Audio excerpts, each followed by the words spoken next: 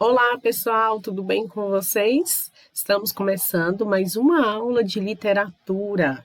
O meu nome é Paula Jucá e o tema da aula de hoje é Barroco. Pessoal, mas antes de iniciarmos, eu gostaria que vocês visualizassem bem essa imagem, que é uma pintura, do Jean Vermeer, de 1664, que se chama Mulher Segurando Balança. Gostaria que vocês observassem os detalhes, né, do ouro, aqui da balança, né, a imagem como um todo, o contraste aqui entre o escuro e o claro. Por que, que eu quero que vocês observem, né, esses detalhes? Porque são esses detalhes que vão nos dar base para entendermos a concepção do barroco. E antes de entrarmos no conteúdo precisamente dito, eu quero só relembrar a vocês o que estava acontecendo nesse período. Vocês se recordam que o século XVII, né, que é o século XVII, onde iniciou-se o barroco, não se tem uma data exata, mas foi nesse período, nós tivemos o Renascimento, que possivelmente vocês já estudaram em história. Mas o que foi o Renascimento? Vocês se recordam que nesse período o homem ele começou a ter grandes avanços, né? Tanto os avanços nas navegações, no descobrimento de novas terras, e isso foi gerando no homem a questão do poder, porque ele, ao conquistar essas novas terras, ele se tornava ali o dono, porque foi ele quem descobriu, ele que ali dominava aqueles povos, e também o surgimento aí das descobertas científicas. Então, a ciência, a arte, elas foram sendo ali descobertas e as pessoas começaram a ter outras visões de mundo. Só que esse poder que foi dado ao homem trouxe algumas consequências. E as consequências relacionadas a esse poder foi justamente o afastamento das questões religiosas que até então eram muito fortes nesses períodos. Então, até um pouco antes, em séculos anteriores, nós vimos que o que predominava era o catolicismo, as questões da igreja.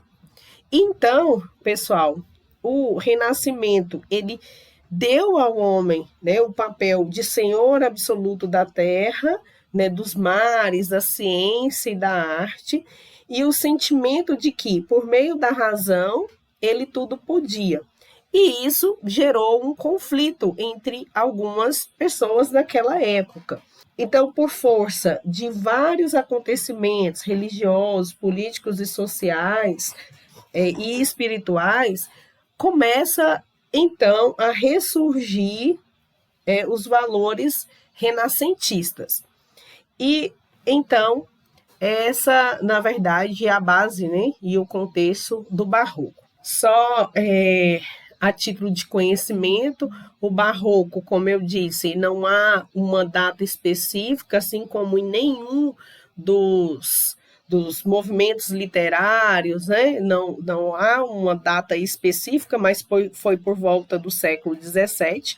E as pessoas, naquele momento, passavam ali por uma crise espiritual, e é nesse cenário que surge o barroco, e nessa crise espiritual existia a concepção do paganismo e do sensualismo, porque o homem ele já não acreditava mais em Deus, e isso fazia com que ele passasse a ser uma pessoa pagã. E então, pessoal, o barroco ele foi uma arte que predominou no século XVII e que ele registra esse momento da crise espiritual na cultura ocidental. Então, nesse momento histórico, conviviam duas mentalidades, né, duas formas distintas de ver o mundo. De um lado, o paganismo e o sensualismo do Renascimento, uma forte onda de religiosidade que lembrava o teocentrismo medieval, que é Deus como o centro do universo. Então, o barroco, ele significa, né?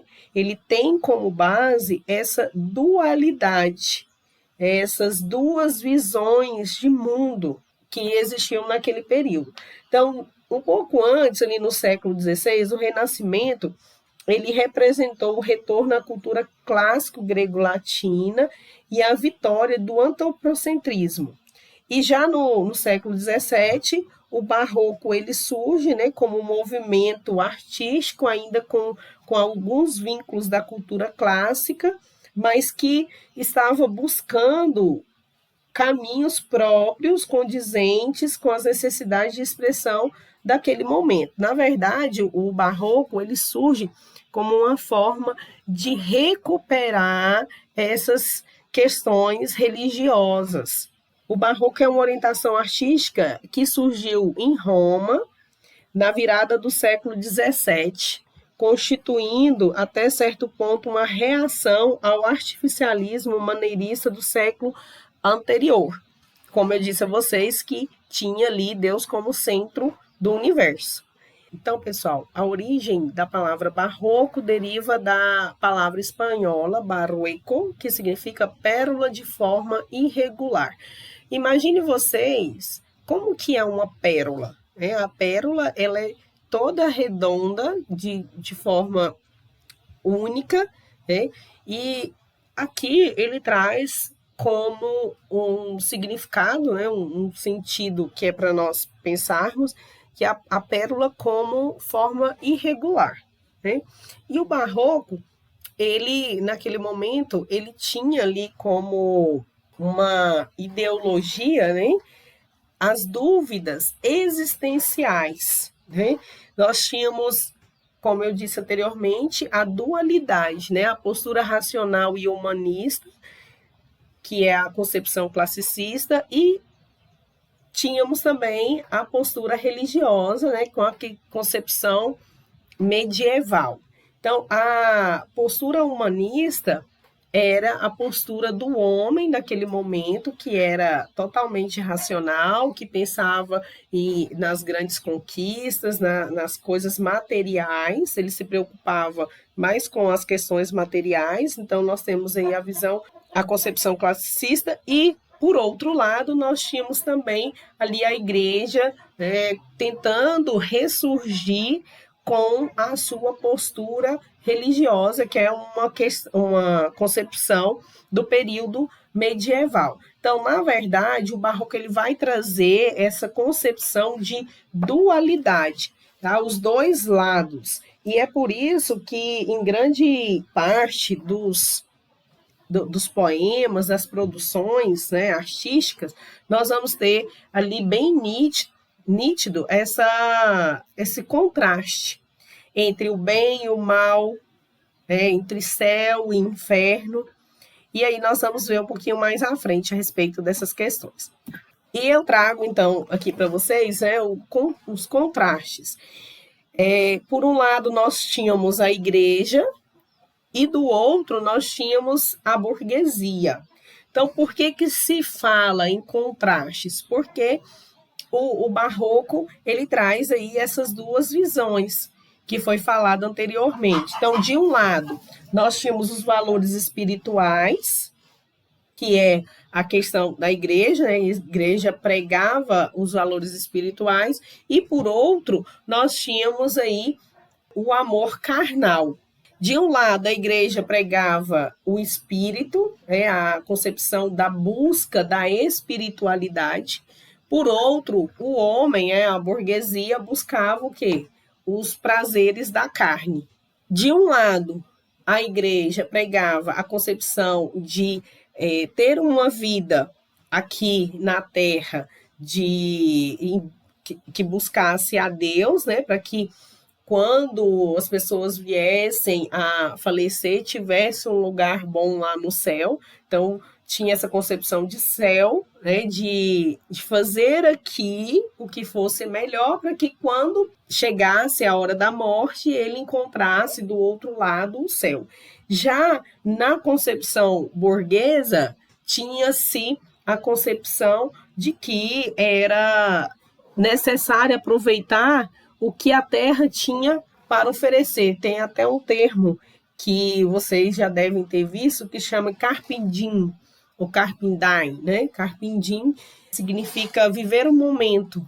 Então, tinha-se essa concepção de vivenciar tudo que a terra tinha aqui para oferecer, porque era duvidoso o que existia, né, após o que poderia existir após a morte. Tínhamos também aqui a ação, né, a busca da concepção da virtude, e na burguesia as questões do prazer. Na verdade, se nós formos analisar, até hoje nós temos essa questão da dualidade. Há algumas pessoas que optam por escolher uma religião para a busca dos valores espirituais, né? A questão de ter uma espiritualidade aqui na Terra, a busca dessa espiritualidade para que após a morte ela possa encontrar o perdão, possa encontrar o céu.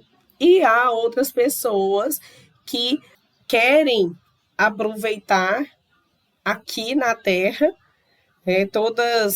vamos dizer, tudo aquilo que a Terra tem para oferecer, porque não sabe o que tem após a morte. E essa é uma discussão que nós temos até hoje. Quantos de nós ainda não temos, ou ainda não vivenciamos essa dualidade em nossas vidas? Então, pessoal, na literatura, esses contrastes, eles vão vir em forma de figuras de linguagens, que são as antíteses e os paradoxos. Possivelmente vocês já estudaram aí as figuras de linguagem. Então, antítese significa o quê? O contrário, né? E na pintura, nós vamos ter aí também a dualidade, que é o claro e o escuro.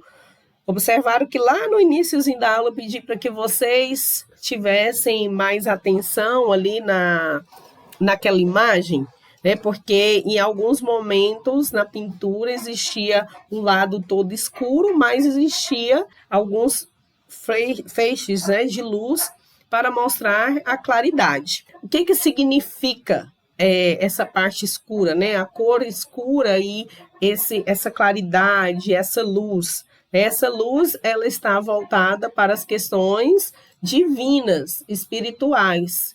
Vamos falar um pouquinho do contexto histórico, né? Quando surgiu aí o Barroco. O Barroco, ele iniciou, né, a partir da Reforma Protestante no século XVI, no finalzinho do século XVI, com Martinho Lutero, que era um teólogo alemão, e ele denunciou as práticas das indulgências, né? E escreveu aí 95 teses pregadas na porta da igreja do castelo de Wittenberg. Por meio da Reforma Protestante, que vocês já sabem, né, já estudaram em história, é que começou-se as discussões sobre a questão e a função do homem aqui na Terra. E também outro fato que contribuiu com essa questão do Barroco foi a defesa, né, de João Calvino da prosperidade por meio do trabalho, né, só que tinha mais adeptos ao protestantismo. O que acontecia? Vocês se recordam que antes a própria igreja, né, a igreja ela não concebia que as pessoas que nascessem pobres pudessem alcançar algo melhor para a vida delas, porque elas tinham que aceitar aquilo que Deus havia preparado para a vida dela. Então, a partir dessas concepções, das concepções que nós tivemos lá no passado, de pecado, de que as pessoas tinham que se autoflagelar quando cometiam algum tipo de pecado, que fosse esse pecado até só por meio de pensamento, é que surgiu aí o protestantismo, né? que veio trazendo aí uma nova forma de ver o mundo. E foi por esse motivo que o homem, quando eu disse lá no início, que começou a descobrir novas terras, que começou a ver o mundo de outras formas, ele começa também a não aceitar as doutrinas da Igreja Católica. E aí é onde surge todas essas divergências, né, esses conceitos de dualidade naquele período. Então, pessoal, na verdade, o barroco ele é uma resposta da Igreja Católica ao avanço da Reforma Protestante. Então, a Igreja Católica vendo que o protestantismo ele estava se fortalecendo, ela retoma por meio das produções artísticas, ela retoma os conceitos da Igreja Católica por meio das produções artísticas. Então, naquele período, houve aí o Concílio de Trento, a Companhia de Jesus e a Inquisição. Então, de maneira geral, o barroco ele é um estilo identificado com uma ideologia. Então, na verdade, ele queria resgatar as questões religiosas. Então, olhem só, o Concílio de Trento, né, foi uma reunião de bispos convocados pelo Papa João Paulo III em 1545 a 1563. Para que existiu, né, esse Concílio de Trento? Para que eles pudessem rever todas essas questões e fazer esse resgate da Igreja, né, católica. Aconteceu, né, essa reunião na cidade italiana de Trento, por isso que se chama Concílio de Trento. O objetivo era emitir decretos disciplinares para que as pessoas pudessem ali obedecer. E não sei se vocês se recordam, se já assistiram algumas novelas ou alguns filmes em que antes os padres eles interviam na vida das pessoas, né? Na vida conjugal, na vida social. Os padres visitavam ali as pessoas e eram eles quem orientavam essas pessoas, né? Porque a igreja era muito forte naquele período. Quais foram as medidas, né, que foram tomadas aí com o Concílio de Trento? Eles reafirmaram os dogmas da igreja, né, os sacramentos, reforço do culto, da Virgem dos Santos. Então, a ideia era de reafirmar e retomar com os dogmas da igreja. Eles reorganizaram o fortalecimento da Inquisição e instituíram uma lista de livros proibidos, né, aos católicos. Então, nós sabemos que naquele período, o que influenciava as pessoas eram as leituras, os livros. O que foi, né, a Companhia de Jesus? Foi uma ordem religiosa criada em 1534 por um grupo de estudantes da Universidade de Paris, liderados pelo basco Inácio de Loyola e aprovada pelo Papa Paulo III. Os jesuítas eles se pautavam por uma obediência cega ao Papa e destacaram-se nas missões e no ensino, fundação de colégios e escola. Então, pessoal, a Companhia de Jesus, nós sabemos que ali os jesuítas, eles obedeciam cegamente aos papas. Então, não existia uma escola como se existe hoje. Então, as crianças iam para esses conventos, para esses colégios que eram cristãos, para aprender as questões, né, religiosas, aprender a ler e escrever, mas aprender fundamentalmente as questões religiosas. E tivemos a Inquisição, conforme vocês sabem. A Inquisição foi criada aí na Idade Média, no século XIII, e era dirigida pela Igreja Católica Romana. Então, ela era composta por tribunais que julgavam todos aqueles que eram considerados aí ameaças a doutrinas, né, o conjunto de leis dessa instituição. Todos os suspeitos eram perseguidos, julgados, e aqueles que eram condenados cumpriam as penas que podiam variar desde a prisão temporária ou perpétua até a morte na fogueira, onde os condenados eram queimados vivos em plena praça pública. Tem aí diversos filmes, inclusive lá na plataforma eu deixei a orientação de alguns, como As Bruxas de Salem, em que a igreja perseguia as mulheres porque consideravam elas como bruxas. Então, naquele período, quem era considerado como bruxa, ou qualquer pessoa que era considerado uma ameaça à sociedade, era queimado vivo em plena praça pública, né?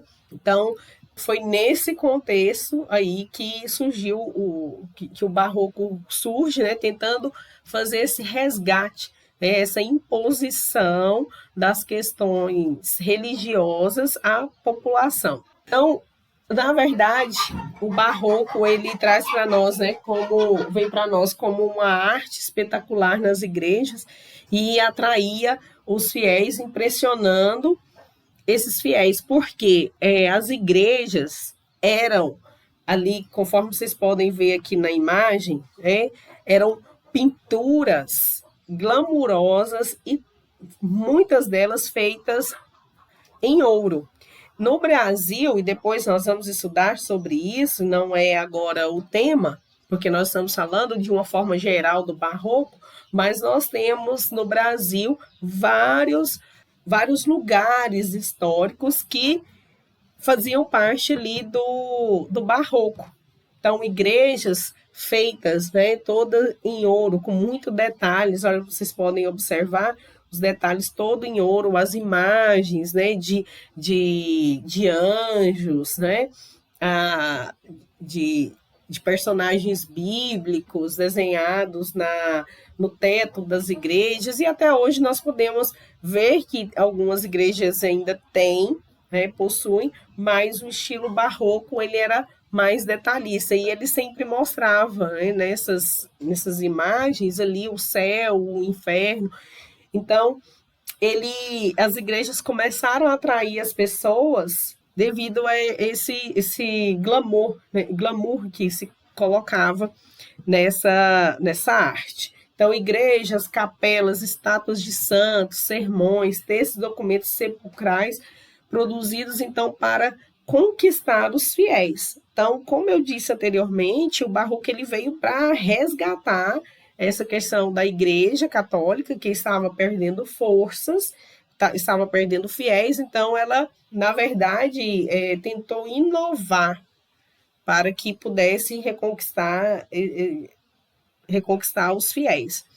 Então, é por isso que nós tratamos o barroco como a arte da indisciplina, né? O exagero de relevos. Então, quando se pensa hoje, né, na disputa de grandes igrejas, né, sejam elas católicas ou evangélicas, nós podemos perceber que há essa questão até do exagero, porque elas buscam ali disputar, uma querendo trazer algo melhor que a outra para conquistar os fiéis. E foi isso que aconteceu naquele período.